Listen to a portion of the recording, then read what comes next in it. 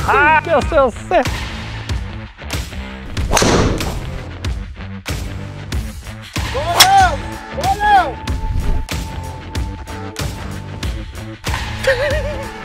Jag kan inte.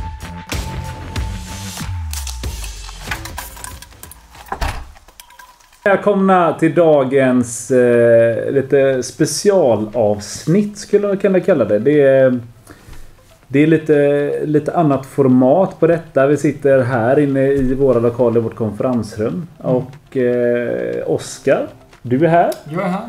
Vi har en annan gubbe här också. Jajamän. Nu har jag på att svära, men vad gör du här? Bra fråga. Ha? Vi ska ju prata utrustning så att jag säger ju allt skit. Ja, vad heter du? Per Nilsson. Per Nilsson. Och varför tror du att du är här idag?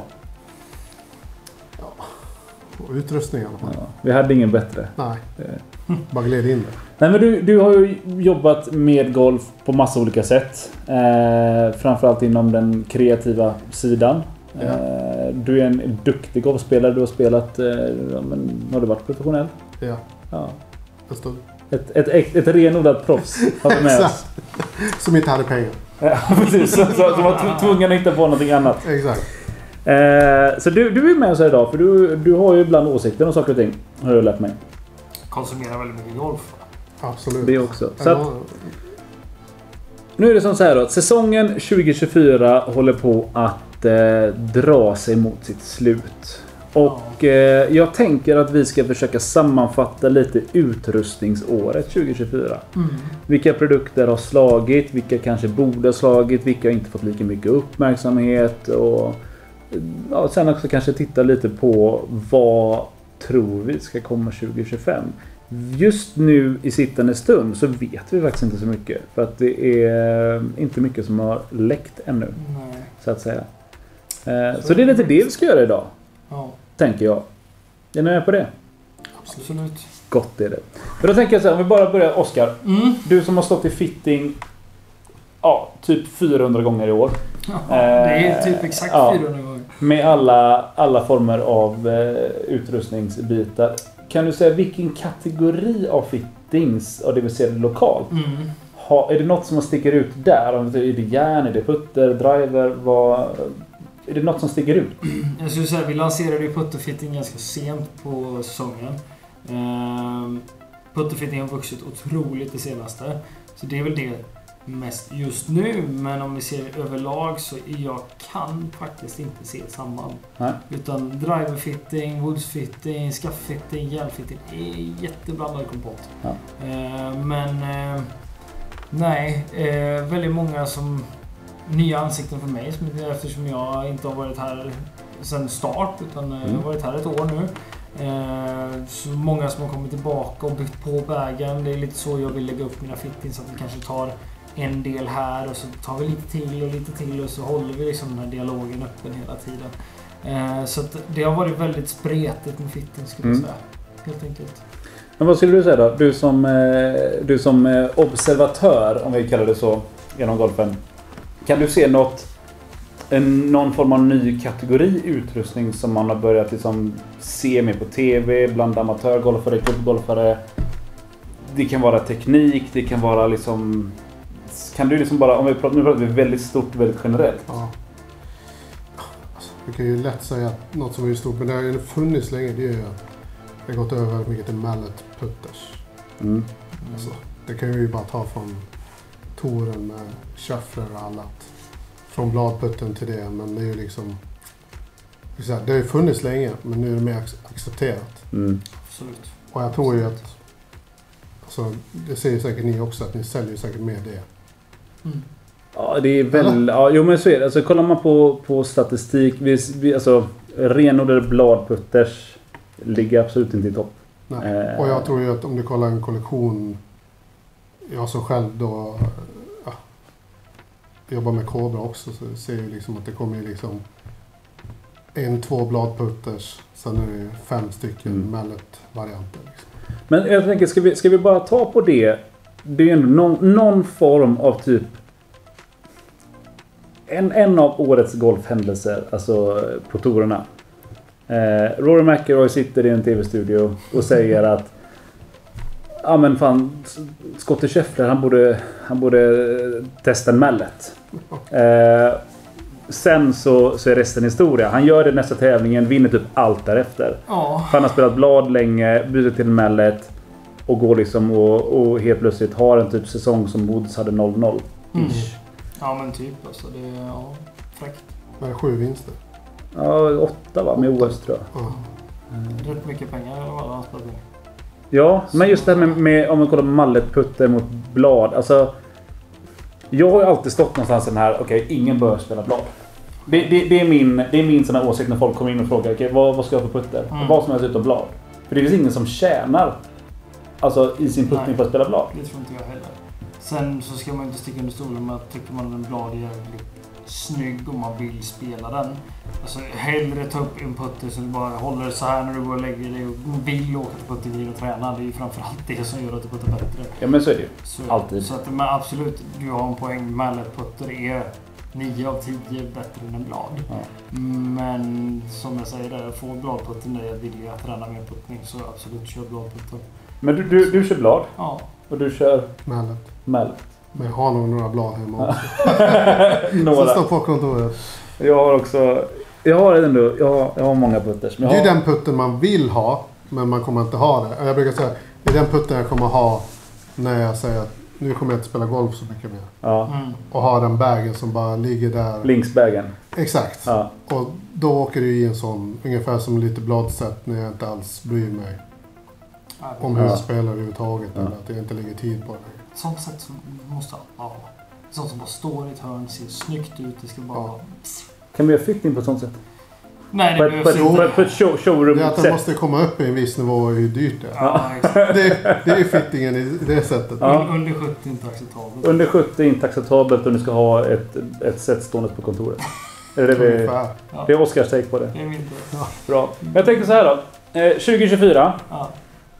Om vi pratar utseende. Vilken är den absolut snyggaste driven som kom 2024?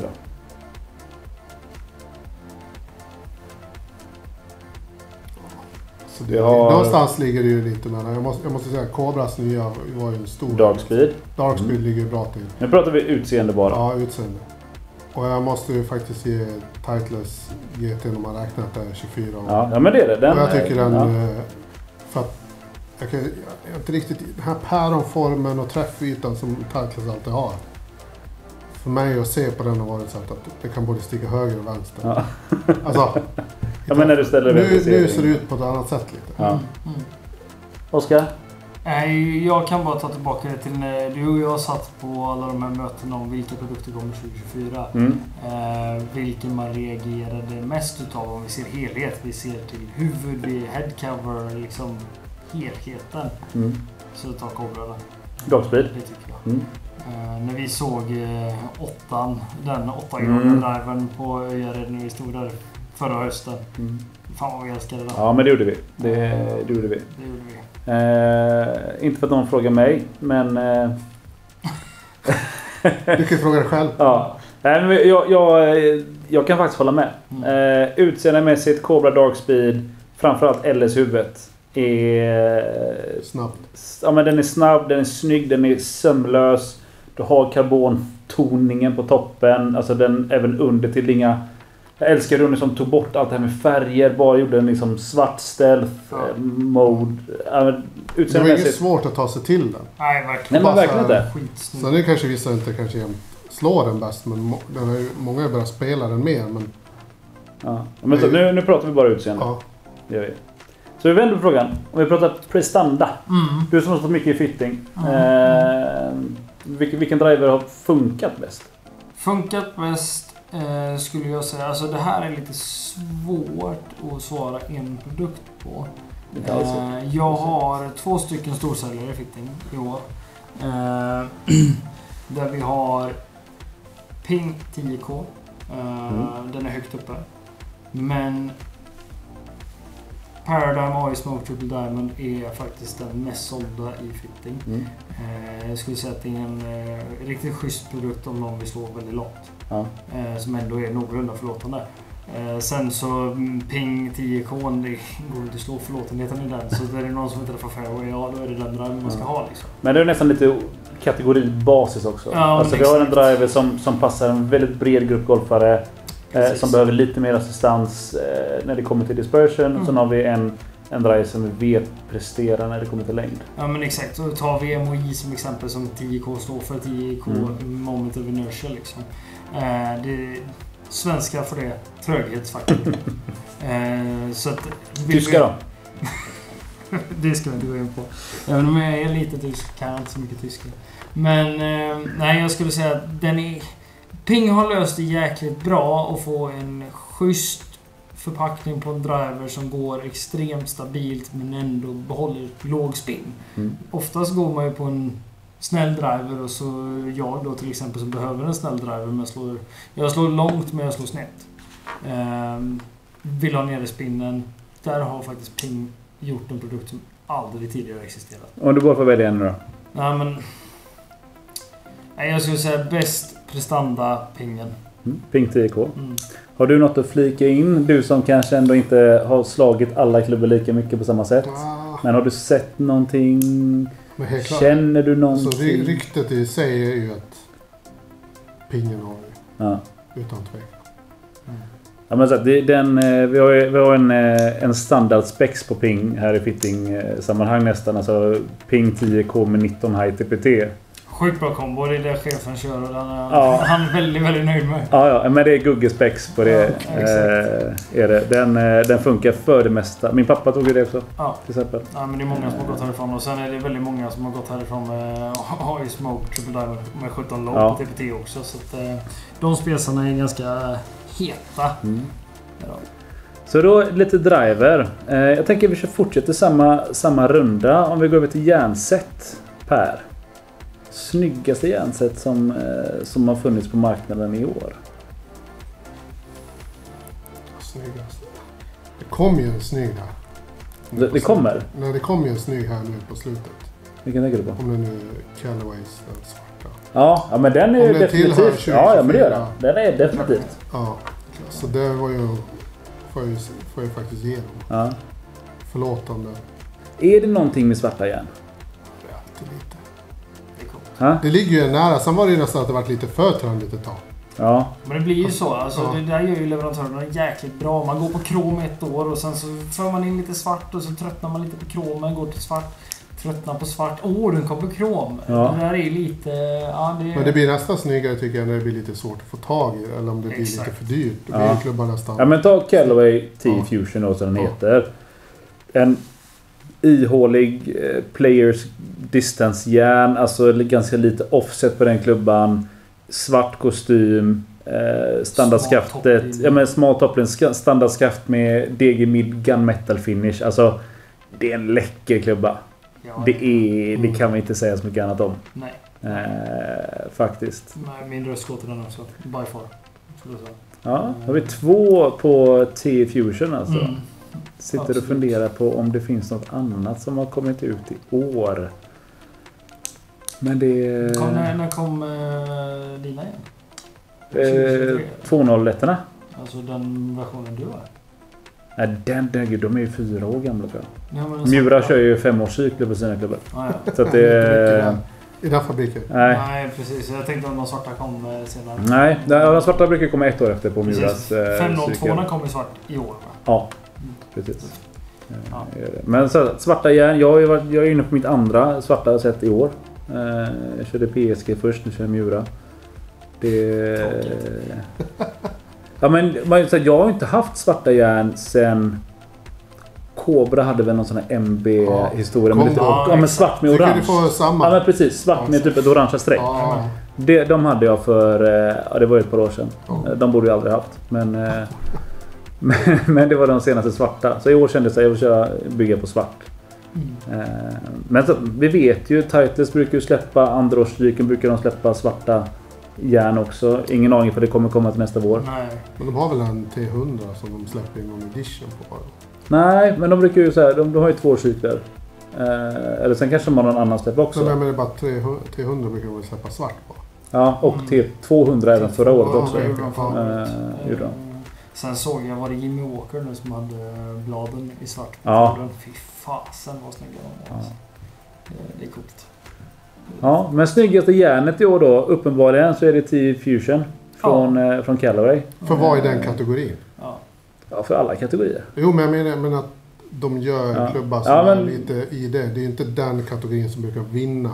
Nej. Snyggaste klubban om man säger så här. Det är ju inget svårt att ta så att vi skulle ta ut ett blad och CB ur alla märken och så bara, här har vi, de här kommer ju normalt vinna. Ja. Ja, men nu att det är någonstans en så förlåtande. Ja. Ja, men den passar alltså det är en bred typ av golfare som så när jag gjorde fitting och lite i testade den definitivt kunna stoppa den här vägen. Jag kan säga att det är nog den klubban som, om vi ser till Callaway, har ju jätterykte om att de har 300 olika modeller och vilken fall ska jag välja liksom. Till Fusion passar på vägen som helst. Ja. Ja, men det är en läcker klubba. Helt klart. Om vi fortsätter hålla oss på utseende. Och jag hoppar över direkt till putters. Oj. Det gör vi. Nu sitter jag och funderar själv på vad det har kommit så mycket. Det har kommit mycket nytt. Putter som är nytt. Jag tycker det här har väl aldrig blivit så stort som 2024. Där har det ju... Samma, vad heter den här andra Odyssey som vart så... AI1. Nej, Jailbird. De är inte de snyggaste, men de har ju blivit de kanske mest sålda, största, mest snackisarna. Vi kan inte prata ut. Men okej, nu du säger det. Ja, men här är det ju två skolor alltså. Den är ju svår. Den är jättesvår, men är den ful? Eller är den bara mindre snygg? Nej, men grejen är så här, alltså ta till exempel den de släppte nu, UNC-varianten, den ljusblå med ljusblå TPT-skaft. Den hade jag kunnat gamea alla dagar i veckan, men det är också med vetskapen att den är så jäkla limiterad. Så då, det gör ju den ju snygg. Så att, jag är kluven. Okej, men vi leker en lek då. Du får välja ett lab-huvud, vilket har du? Utav alla som finns så hade jag definitivt valt DF3. Ja, där. På lab? Ja, vilken form? Den du har. DF3 också. Ja. Den gör ju minst... Alltså om man kollar på den. Alltså, det är minst ont i ögonen. Ja, men nej. Men du vet, den stör mig minst. Ja, det är precis. Ja, det är utom din då. Ja, men en knallrosa med vitt skaft. Men det är ju det. Sen om den hade fått bra i datan, det får man ju. Det hade man ju tagit. Testa en putterfitting. Oskar är bra på det. Har jag hört. Men något annat då? Förutom lab. Alltså så här, vi Phantom-serien till exempel. Kom i år. Vi har AI1, AI Mild. Kom nya Cobra, släppte nya putters också, sin andra upplag av 3D-printade putters. Och även Vintage-serien också för den delen. Vad har vi mer som har droppat på den fronten? Skottputten. Alltså inte Scott Cameron utan Scott Sheffield. Precis, från TaylorMade. Den var ju, jag testade den. Precis hans. Med den insats. Med elnäcken och sånt där. Ja. Alltså det var hade du den första proton eller den som kom? Eller båda. Som kom, Men den med mjuka träffytor, den han har. Alltså den är ju schysst alltså. Ja. Den ser ju bra ut också. Ja. Det är bara det att jag tycker att lite det som blir ibland som jag kan tycka att TaylorMade och Odyssey gör. Det är att de ibland gör kollektioner som bara blir så här för mycket i en kollektion. Jag tror jag menar, Odyssey kommer med 10 stycken och så är alla blåa med guldinsats. Och så känns det bara här så smäller typ in på ett stadium och så står alla där. Eller så går jag in på en riktigt schysst butik och så står de också där. Då bara tappar jag det. Och så blir den här kollektionen istället... Den tappar mig lite. Även om det finns massa bra putter och bra teknik. Nej, men jag absolut, jag förstår precis vad du menar. Alltså någonstans så är det ju, lite som vi var inne på förut, alltså det blir ibland för mycket att välja på också. Alltså du tappar lite den här känslan att det här är min putter. Det är den jag vill ha när du har, som sagt, du har 15 modeller att välja på. Alla de heter lite likadant. Ibland kan jag tycka tvärtom. Ibland kan jag tycka att det finns för lite att välja på. Alltså jag hade alla dagar i veckan tagit Odyssey 11 Mild med slantneck. Den hade jag kunnat ta alla dagar i veckan, men nu finns den bara i double band så att jag har den inte i vägen. Hade den funnits med slantneck alla dagar i veckan. Du vill alltså ha en putter som inte finns. Men det var ju så bra att Sheffields puttar var lite krångligt att få tag i. Ja. Det gör ju att den putten blir liksom att växa i folks ögon. Att den bara så här, jag kan inte baka ner och köpa den i närmaste shoppen. Precis. Det finns liksom, eller den första kom den, det kostade 9000. Jo, men jag tänker ta Lab till exempel då. Ja. Alltså så här, det är våran absolut mest sålda putter. Ja. Våran mest sålda putter på fitting, på webben och så vidare. Vad är det? 5 huvuden? 4?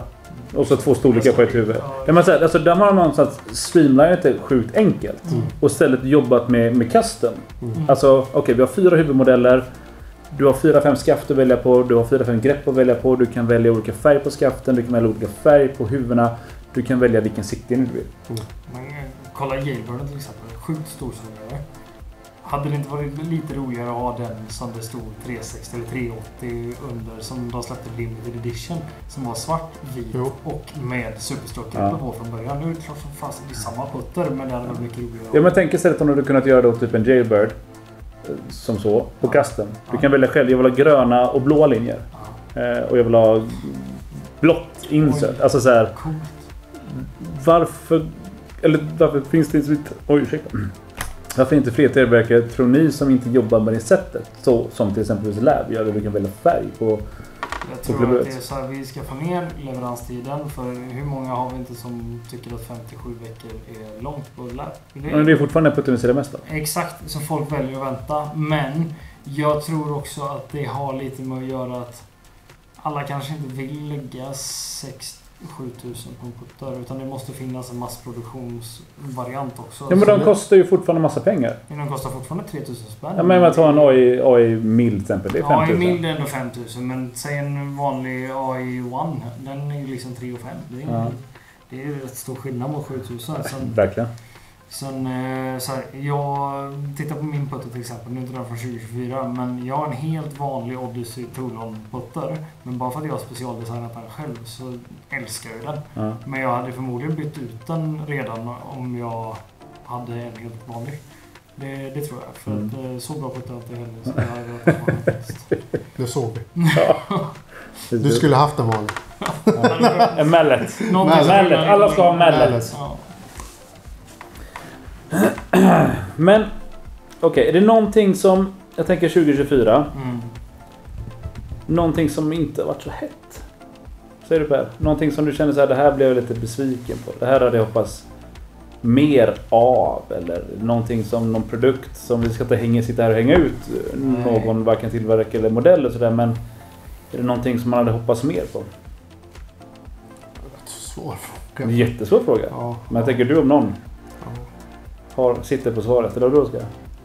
Ja, men jag tror att jag har ett ganska bra svar. Sen är det alltid lite känsligt att säga vad man inte tycker är bra och sådär. Men jag tycker ju att det är lite så här också, att man värderar liksom, förväntningarna är här uppe. Och så kommer produkten och man ser hur den presterar och man kanske hamnar lite under för att förväntningarna var så sjukt höga. Det tror jag är fallet för min del. För att, som vi pratade om innan, jag tyckte att Cobra Darkspeed Driven var så sjukt läcker när vi slog den. Men det är också en drive jag kanske inte har sålt mest utav, för att jag tycker den är ganska svårspelad i många gånger. När vi kommer till LS-modellen. Så tycker jag nog att den är lite tuff. Det är väl det jag kommer på sådär. Sen... ja... Om det finns någon mer produkt man tänker likadant om. Bra fråga. Det finns rätt många produkter som man bara säger, nej men... Kanske inte. Alltså allting handlar om vilken golfare du har framför dig. Ja, men så är det ju. Men jag tänker en sak som jag tänker på. Förlåt. Ja. Jag kan väl säga en. Det är väl någon som jag tycker har varit topp. Det är ju TaylorMade. De tappar ju rätt hårt med sin LS-modell. Ja. I år. Alltså det var ju så här, det var inte ens topp 10 på listan på drivers. Vad heter det? De gör listorna på vilka som är de hetaste drivers. Ja, men Golf Digest, Gold och allt sånt där. Så den var inte ens med liksom. Normalt har ju TaylorMade säkert haft 3 av de 5. Och inte ta sin hetaste driver och vara topp 10. Men sen är det ju mycket det här. Alltså LS-huvudet till exempel. Alltså det har ju inte spelat så mycket på touren. Nej, för det att, är core-modellen. Ja, men precis. Alltså, men det har ju också gått en liten förändring där. Alltså många av de som slår sjukt högt, som man säger, den här är gjord för den personen. De har ju nästan sökt sig till en annan driver som Max drivers. Så ställer de ner dem och så börjar de liksom mecka med dem med. Om man kollar på Norén till exempel, spelar Max Drå från Callaway i år. Den driven trodde nog ingen man skulle se på touren. Ja, men det var, alla började väl, Morikawa började ju där allihopa. Ja. Alla har liksom sökt någon annanstans. Än att gå på LSN som de alltid har normalt gått på. Ja. Jag skulle vilja kasta ut ett skaft där också faktiskt. Tror jag. Torali VF. Ja. Sjukt hypat. Väldigt smal målgrupp. Ja. Och då är det alltså det skaftet som kom. Jag tror inte att det kom för hösten faktiskt. Men är det så? Ja, jag tror det. Om jag inte är helt ute och cyklar. Men det var ju framförallt Tiger. Man såg väldigt tidigt liksom innan det ens var just det röda. Det röd-svarta. Alltså Tiger-skaftet och det var röd-svart för att det var Sunday Red och allt sånt där. Ja, men Toradis försökte göra ett Ventus Black typ. Ja, men lite så. Jag vet ju så fort vi fick informationen, både du och jag sa det här skynda in i fittingburen och börja slå. Jo, och visst har vi hittat några till där. Alltså vi är några som passar in i VF-skaftet har vi ju, det har vi ju haft. Det säger jag ingenting om. Men hur slog du det första gången du slog det skaftet? Alltså det var hemskt. Ja, det går inte att slå. Nej, men alltså, och jag testade 6S, jag testade 5X, 5S. Det spelar som ingen roll vilket huvud, vilken loft. Alltså jag kunde inte få det att flyga. Alltså kollar vi på majoriteten av golfare som kommer att göra fitting och majoriteten av oss golfare också som ändå är rätt hyggliga på golf men alltså inte på TV liksom. Så mycket blå profil som sägs. Röd profil och blå profil och så hypar man liksom det här. Ja men det här är låg spin, låg launch. Hur många behöver det? Det är sjukt att de inte sätter tvärtom istället. Alltså även om jag tar fram ett skaft som jag vet Tiger kommer ha i bagen. Och hur mycket säljer inte Tiger för? Ja. Och så hade jag bara sagt, okej, han har den här profilen i sitt skaft. Exakt. Men vad kan vi sälja för att det här var alla behöver ha? Ja. Men det hade liksom fått hans effekt av att sälja. Ja, men det finns alltså, det var ju som man tänkte direkt när man såg att han hade det på Masters eller allt var ju så här, det måste jag testa. Och så bara helt ospelbart. Ja. Intressant tanke. Ja, men man vill ju bara säga att man vill ju bara att det ska funka. Ja, men det och så vill jag säga men tryck i bara ett gammalt AD-skaft. Eller hur? Och så bara gör det rätt. Ja. Och så hade jag ju sålt för... Den är ganska intressant. Tror AD hade ju varit större än vad alla pratar med Ventus. Ja, absolut. Tack vare bara för att han har det i. Ja. Så var det ingen annan som ens hade det i. Nej. Nej, Thomas började med det. Han körde någon 5X där. Men sen så försvann det ju lika fort som han... Ja, det var en vecka han typ körde det. Det var också lite hypat. Ja, sen finns det ju vissa som kan slå det. Alltså gillar man Ventus Black, absolut. Du kan slå ett VF, men det är väl inte där majoriteten hamnar. Jag trodde att det skulle vara ett skaft som jag gillade, men det gjorde jag verkligen inte. Nej. Synd. Ja, synd om det. Ja. Så det slänger jag ändå in där. Ja, och det är helt okej. Men jag tänker en sak som jag tänker på. Som jag trodde ändå mer... Jag hade en liten sån förhoppning i år. Callaway kom en ny serie bollar. TaylorMade kom en ny serie bollar. Bridgestone gjorde det också. Titleist gjorde det inte. De kom förra året. Ändå så, varför är det som så att det liksom känns inte som någon som är nästan nära? På nära vad? Ja, men på marknadsandelar, på att, alltså, det är fortfarande så. Frågar du vilken boll som man helst spelar så alltså Titleist äger den marknaden så starkt. Det gör det. Och det är nog rotat in till, alltså den blir svår att välta tror jag. Ja, absolut. Men jag tror att för alla bolltillverkare så har de chansen nu när det byts boll 2030. Ja. Det är enda chansen att bryta sig in i marknaden. Det tror jag. Sen vet jag inte om jag är enig med att absolut, det är en jäkligt bra golfboll. Alltså det är taktiskt absolut. Men vi börjar komma väldigt nära den med andra bollar. Absolut. Ja, men, absolut. Men jag tänker så här. Jag hade gärna sett. Alltså jag hade älskat att se TaylorMade eller Callaway gör en boll. Som blir liksom... Folk väljer att spela den för att den är kanske bättre. Eller framförallt minst lika bra. Som Provet-modellerna. Ja, jag tycker vi ändå sett lite på i alla fall kontoret för oss. Att, det är några utav oss som ändå gått över och spelar Chrome-touren faktiskt. Vad spelar du? Jag spelar Chrome-touren. Vad kör du på? Provet. Men jag absolut testat Taylor. Ja. Vad tycker du om det? Absolut. Jag fick ju tips av lite kompisar på touren som sa att du måste testa Tailormade i alla fall i vind. Ja. Där har det hänt ganska mycket. Och fler, även om inte folk ser det, så är det att rätt många tourspelare har gått över till en annan boll när det blåser mer. För att den beter sig annat i vind. Och sen när de kanske har den vind, och räknar med en viss vind, då går de tillbaka till provetat. Ja. Så att men tänker du typ en annan modell, alltså typ att man kör en veta i vind och så kanske en X i vanliga förhållanden eller left dash, eller tänker du att du byter modell helt och hållet? De byter helt modell. Fick jag lite in, och det var därför jag testade själv. Ja. Och drog hem 6 dussin direkt. Ja. Man visste ju för säsongen är liksom, det är bara vind. Ja. Så att Oskar fick ett samtal direkt där och skickade några dussin liksom. Ja. Och så var det. Men absolut, det var ju så här.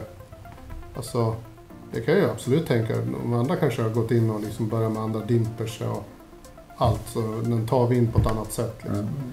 Och det var väl, jag vet inte. Alltså det var inte, absolut, jag spelar ju på vet fortfarande. Ja. Men jag tänkte jag måste se om det är så stor skillnad. Men märkte du någon skillnad? Ja, lite. Mm. Absolut. Jag tyckte den tog ju. Absolut. Ja. Lite. Men sen var det så att jag kanske kände att det inte var vad jag brukar runt green. Ja. Ja, men det är så att du, någonstans när du jobbar med ett bollbyte så måste du ju alltid väga in en hel runda. Ja. Alltså så här, okej, att ha slag i motvind eller crossvind eller sådär, det är en sak. Men någonstans, det är ju ändå runt green du vill ha din känsla. Ja. Och det tror jag, när vi pratar just de här 3 märkena som vi pratat om. Nu har jag knappt testat Bridgestone, så jag vill inte uttala mig allt för mycket där. Men alltså, jag tror att det är enklast att gå från en Proveta till en TP5 känslomässigt. Ja. För de ligger relativt nära varandra. Sen tror jag att om man går från Callaway till Proveta till Callaway, så där är känslan annorlunda. Så jag tror att det är därför många väljer att stanna kvar i Provetan. Eller till exempel att testa TP5. TP5 var ju den som vi trodde skulle vara en riktig hårdkäftenboll i år. Det är mycket mer, jag har inte testat den. Men jag tror ändå att när man börjar spela lite svajigt så är det lätt att döma ut någonting och så går man tillbaka vad man känner sig trygg. Ja, men så är det ju. Svajigt har man ju spelat. Det har man gjort. Jag har också gått tillbaka till Veta. Då får bollarna smaka. Ja, precis. Då får bollarna smaka. Man får köpa nya bollar där också. Ja, exakt. Framförallt på danska banor med mycket vatten. Aha. Så är det. Men jag tänker om vi ska kolla framåt. Alltså, vi har ju 2025 som kommer. Vi vet ju att ganska mycket nytt kommer hända. Det vet vi. Vi vet att Cobra kommer med nya klubbor. Vi vet att Strix som kommer med en helt ny lina på både järn och woods. TaylorMade gör det ju alltid. Inte kanske på Tourjärnen, men på woods. Ja, på woods. Callaway kommer med nya grejer. Så vi vet ju att det kommer som alltid nya grejer. Ping bör släppa också. Ping kommer komma med nytt.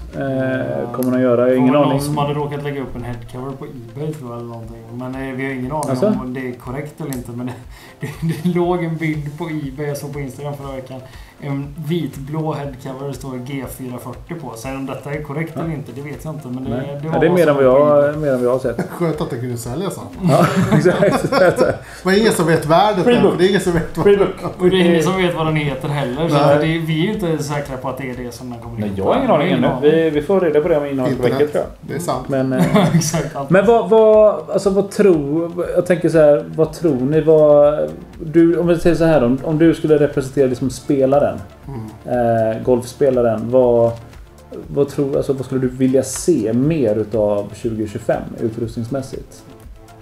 Är det mer förlåtelse? Är det, vi pratar svarta järn? Är det lättspelat? Vilken del skulle du som helst vilja känna? Utan tvekan med... Alltså jag skulle egentligen vilja se lite mer pimpade, men det betyder inte att de ska skrika mer. Ja. Men mer av att det kan vara... Alltså, drömjärnet i sig är ju att det ska vara en förlåtande bladklubba. Ja. Där har man ju liksom... Finns det någon modell idag som du tycker som skulle passa in i den kategorin? Alltså det blir ju den som blir Callaway som är den här. Ja, till Fusion och svarta. Men det är ju inte en blad i sitt sätt när jag kollar ner, men den är ju närmast. Ja. Cobra vill ju säga att deras 3D är, men jag tycker att topplinjen är för tjock. Ja. Jag tycker fortfarande en grym klubba. Men den är ju inte där om jag tar i. Om jag står och kollar ner på. Ja. Så att Nej, men alltså, jag var ju testade den också.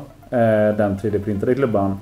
Jag tyckte det var en jättebra golfklubba. Ja. Men jag hade ju velat se den ännu tajtare. Ja. Alltså, när man har möjligheter med 3D-printning kunna liksom bygga Tor igen. Fast du har den här ihåliga strukturen för att du kan göra. Och lite tungsten och lite hatt.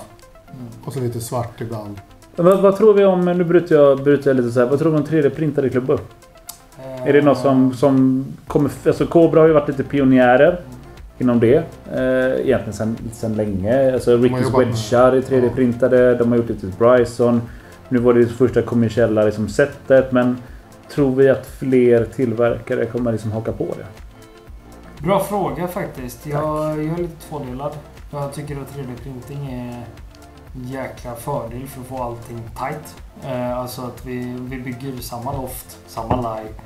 Allting är korrekt när det kommer till kund. För att nu har vi en differens på det. Det är väldigt lite, men det finns en differens. Så att jag tror att 3D-printade kommer vara överlägsna på när det kommer till det. Men alltså, även om inte en bladklubba är smidd för hand så känns det lite mer som ett hantverk när de är smidda ett år. Tycker jag. Det är min personliga känsla på det. Vad tror du? 3D-printing? Jag tror det är framtiden. Ja. Jag har hört lite smyg att de andra bara kollar på det med. Ja, men alltså någonstans kolla på, du kan ju som men lite som jag vet, jag har ju pratat med Cobra en del också, just det här att som Torbussen till exempel då, att kunna liksom göra Ricky's Wedgar exakt så som han vill ha dem varenda gång till exempel. Alltså kan du komma dit och lite så på den toleransen är exakt varenda gång. Men sen är det ju det här problemet att det tar sån tid. Alltså det tar ju ett dygn ungefär att printa ett set med klubbor idag. Men det kan ju inte jag vänta. Du kan vänta på det. Eller du? Ja. Så, nej, det går inte. Nej men så här, 3D-printade bollar. Vi säger så här. Jag ställer en fråga till dig då, André. Om nu spelar du Miura. Om Miura skulle komma med 3D-printat set. Kommer aldrig hända. Nej, jag vet. Men om det hade hänt. De har inte råd att köpa som maskin. För deras maskiner är liksom... Ja, men det tar ju lite bort Miura-hantverket liksom. Det är den punkten jag menar med att hantverk här och 3D-print. Jag tror att 3D-print är framtiden. Men ja, vi är ju inga ingenjörer, det ska ju sägas. Jag är inte det. Är du det? Jag vet inte. Nej. Så men jag tror det är utvecklingen av framtiden i teknik i klubban. Som precis som du säger, man kommer vilja ha ett hantverk. Ungefär som ibland vill ha ett hantverk av din bag. Jag är beredd att ha en bag för 10. Och inte en bag för 2. Att den ska vara skinn eller den ska vara det. Eller den här kan jag ha 10 år. Eller den ska se lite sliten ut och jag går där liksom. Men precis som ett järn som är smitt. Kanske inte jämför mot att jag vill ha en ny teknik som bara hjälper mig att få bollen att flighta precis som jag vill i tracket. Alltså jag tror ju, men om jag tar 3D är ju liksom, du kan bara ha nya ämnen i klubben som inte finns. Alltså det gjutna är ju liksom, det är nått i sin maxvikt och vilka ämnen du kan ha med i printen och annat idag. Ja, men just det här att flytta runt men vikter, vart lägger vi, hur mycket lägger vi och alltså det är ju fortfarande bara i sin linda. Exakt, liksom. Det har vi bara snuddat och mot vad det egentligen kan bli. Så tror jag att ger man den år till så kommer den kunna kännas som en smittklubba tror jag. Sen att den kanske aldrig kommer vara ett hantverk, det är väl som en gammal bil. Alltså du vill det här är ett hantverk, exakt. Har en ny Lamborghini som bara är ett monster som är data. Ja, exakt. Men Lamborghini är där vi kör dagligen och så har vi det här hantverket på kontoret. När vi slutar åka. Men det var det sättet som ska ha 70 000 kronors sättet. Det är det. Vad tror du Oskar då? Inför 2025? Vad fittingmässigt? Vad tror du? Ja, men vad tror du spelarna behöver? Om vi säger så då. Ett mer loft på järn. Det är nummer 1 på förlåten igen. Mer loft där. Klockrent. Det såg vi när Cobra kom med sitt fittinghuvud. Det är 2 week. Callaway's nya AI200 och AI300 Ti kommer med en adapter där kan ställa 2 grader week. Jag tror att mer loft kommer vara en jäkla ögonöppnare. Nu vet jag att man gör testerna på typ 85 miles per hour i USA i en robot och sätter loften därefter. Det funkar inte, tycker inte jag. Så jag vill se mer loft ur ett fitting-perspektiv.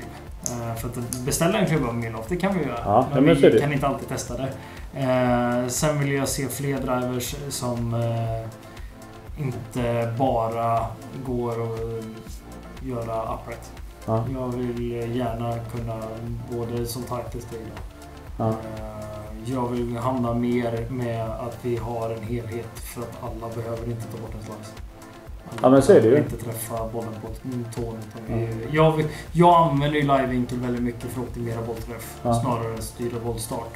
Jag vill ha mer valmöjlighet. Mer valmöjlighet. Då kan jag ha en god nyhet till dig. Jag får inte lov att säga nu, men jag vet att det kommer finnas någonting som kommer ge dig väldigt mycket valmöjligheter när det kommer till Woods i alla fall. Nej, jag skulle vilja se, alltså, nu vet jag att det finns liksom så här, men TaylorMade driver är väldigt flat som en mini-standard, går att ställa väldigt mycket upright. Vi har Triple Diamond är mer flat än vad en vanlig AI Smoke Max är till exempel. Men jag skulle vilja kunna ha den här AI Smoke Maxen, den behöver inte vara draw biased i live-vinkel till exempel. Jag vill kunna göra, Du vill ha mer flat. Ja. Mer flat åt folket. Mer flat åt folket. För att lindra en slice är inget svårt. Men ta bort den här lilla drån är svårare. Ja, jag signar upp på det direkt. Ja. Det vet du. Så tycker jag. Så tycker du? Ja. Tänker vi ska runda av lite. Men en öppen fråga. Någonting som vi har sett tidigare år. Vi har sett det väldigt mycket i år i försäljning och förfrågningar och så vidare och så vidare. Minidrivers. Ja, kul ämne. Vad säger du Per? Hett. Ja.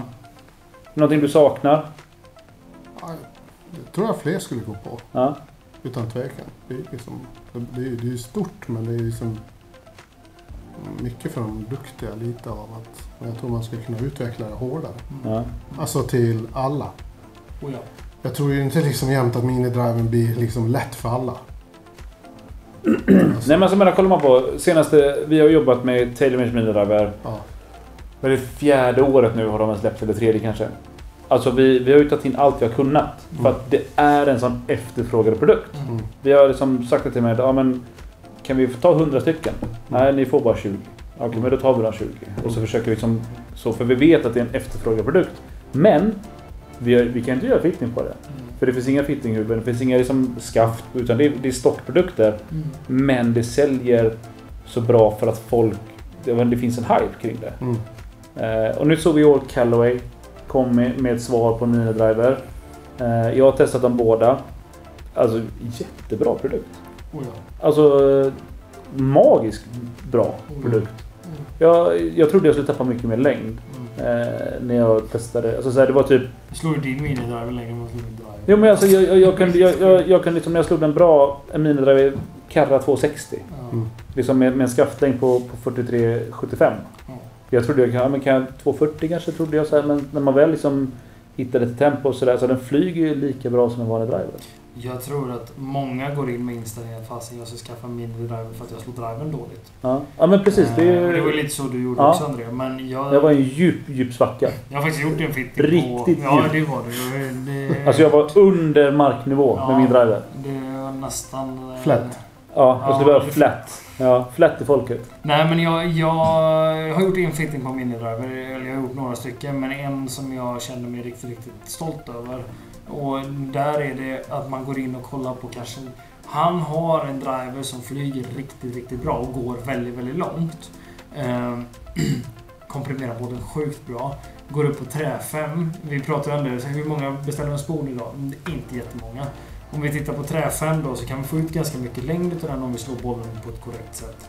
Vilket gör att den här sponen blir bara svår. Vi får kanske inte upp den i luften. Ja. Så sponen använder ju de flesta från 10. Och så har man en trä 5 eller trä 7 eller någonting från 5 och in på 5. Kan vi ha ett större huvud som vi peggar upp lite mer så vi får flykt i den. Så jäkla smidigt. Så att har vi en spon som knappt går över backen, vi slår den som en liten puff ut från fairway. Jag lovar att Göran 75 kan få en minidriver i regular och lyfta om man har den i 13,5. Men en spon som sitter tight med backen. Ja, ska jag göra den så lyfter den, men träffar den bra så vet jag fast. Det är också ett loft. Ja. Skyloft. Skyloft. Vad är loftet på en Sky? Ja, det är dynamiskt loft på det. Det kan vi diskutera en annan gång, tror jag. Jag vill veta nu. Men det är väl det som är de här lite av de nya också som kommer där med mini-driver och trä 7 och trä 5. De här lofterna som inte liksom har varit standard i bägarna på touren. Ja. Överhuvudtaget, de har också börjat bytt. Ja. Alltså de lofterna som vi inte riktigt har varit i bägen. Mm. Precis. Som börjar komma nu mer och mer av att fan, bägen kanske ska se ut så här idag istället. Kanske inte ens ska vara en, vad vi säger, vanlig drive. Nej, precis. Ja. Ja, men alltså, så här, och det är någonting som jag tror på extremt mycket inför 2025. Det är precis det som du är inne på. Alltså, loft är högre, alltså toppen av bägen. Ja. Hur toppen av bägen kommer ändra sig. Både på touren men framförallt hos vanliga klubbgolfare. Mm.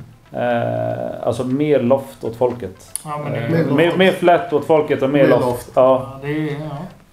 Det är nästa års produkt. Ja, men så, och det har ju vi har ju inte vet det, men vi har ju sagt lite till tillverkarna också när vi sitter i möten och sånt att varför kommer inga träskjul? Varför kommer inga tränio för fitting? Nej, precis. Vi har ju tagit in extra bara för att vi... Nej, men vi vet ju att det är det som funkar bäst. Det är lättast att slå större huvud, större loft eller mer loft, större huvud. Det blir lättare att spela golf. Ja, men det var som jag var på att testa någon sån, alltså lite demo-testa nya grejer som ska komma. Så första jag var att testa det var liksom en trä 7, trä 5. Ja. Jag bara, finns det en LS? Jag bara, Ja. det gör man inte i den sorten. Nej, precis. Jag bara, men vad fan, alla trycker ju i något. Ja. Så får man väl kanske bli och greja själv. Men jag tror att kanske där vi kanske kommer att se mer LS i framtiden. Ja. Alltså, Alltså jag tror än att vi tar en spoon i LS. Ja. Tror du vi är på väg mer mot SLD-varianten? 14 grader. Riktigt jävla low spin. Ja. Det är en intressant tanke faktiskt. Sen så spann den alldeles för lite för att funka. Men den var ju till för att spinna 1400 varv och flyga högt. Jag tror att mer loft med rimlig spin mår många bra. Mm. Det tror jag. Var inte rädd för att slå bollen. Något annat? Snabbt 2025? Något som ni vill se? Skaft? Ventus. Jag tror ju och hoppas ju, alltså så här, jag kan säga, jag tycker en reflektion på 2024 är ju grafitskaft igen. Alltså vi har LA Golf, vi har Axiom kom i år. Acras nya TZ-serie. Alltså så här. MMT, men det har ju funnits ett tag. Ja, alltså men, det ja, men är precis. lite lättare att få tag i när det ja. Jo, men det var ju så här, MMT har funnits, men nu har, liksom, har du kunnat stoppa MMT i liksom 105 och 125. Alltså de har ju adderat sin serie. Innan var det typ MMT, men det fanns i 70 senior. Och, exakt, alltså och sådär. 125 var bara för Ricky på touren. Ja. Ja, men typ, eller så fick man MMT i bara en hybrid eller driving. Ja, men precis. Det gick inte att få tag i. Nej. Men jag tror definitivt liksom grafitskaft i järnklubbor. Jag hoppas att flera tillverkare utökar sin matrix själva.